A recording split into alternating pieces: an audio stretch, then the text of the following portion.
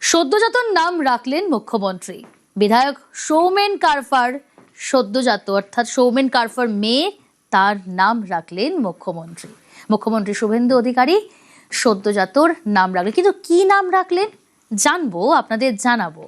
বিধায়ক সৌমেন কারফার মেয়ের নাম রাখলেন মুখ্যমন্ত্রী শুভেন্দু অধিকারী।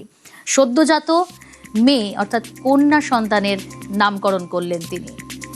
কি নাম রাখলেন অবশ্যই জানাবো, আপনাদের জানার চেষ্টাও করব। তবে তার আগে আপনাদের আরো একবার জানাবো, সদ্যজাতর নাম রাখলেন মুখ্যমন্ত্রী শুভেন্দু অধিকারী। অর্ণব রয়েছে আমার সঙ্গে। অর্ণব, কি নাম রাখলেন মুখ্যমন্ত্রী? দেখো, মুখ্যমন্ত্রী যেহেতু সামনেই জগন্নাথ দেবের রথযাত্রা এবং ইতিমধ্যে স্নানযাত্রার মধ্য দিয়ে তার প্রস্তুতি শুরু হয়েছে সর্বত্র, এই অবস্থায় জগন্নাথের বোন সুভদ্রার নামে নামকরণ করা হয়েছে এবং সেই নামই গ্রহণ করেছে সৌমেন কারফা, ভাতারের বিজেপি বিধায়ক, তার পরিবার। এবং সুভদ্রা কারফা তার নাম রাখা হয়েছে মুখ্যমন্ত্রী দেওয়ার নামকে ধরেই। এবং সৌমেন কারফা অত্যন্ত পরিচিত নাম পূর্ব বর্ধমান জেলায়। দীর্ঘদিন ধরে তিনি বিজেপি সংগঠনের সাথে যুক্ত, শুধু তাই নয়, তিনি প্রচন্ড পরিমাণে শুভেন্দু অনুগামীও বটে।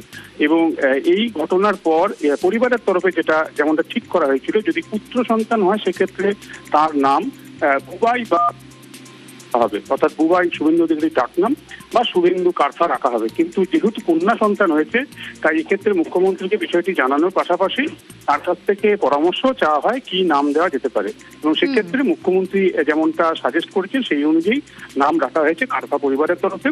এবং ইতিমধ্যে ভাতারের যিনি বিধায়ক সৌমেন কারফা, তিনি তার সমাজ মাধ্যমে সেই সংক্রান্ত বার্তাটিও দিয়েছেন।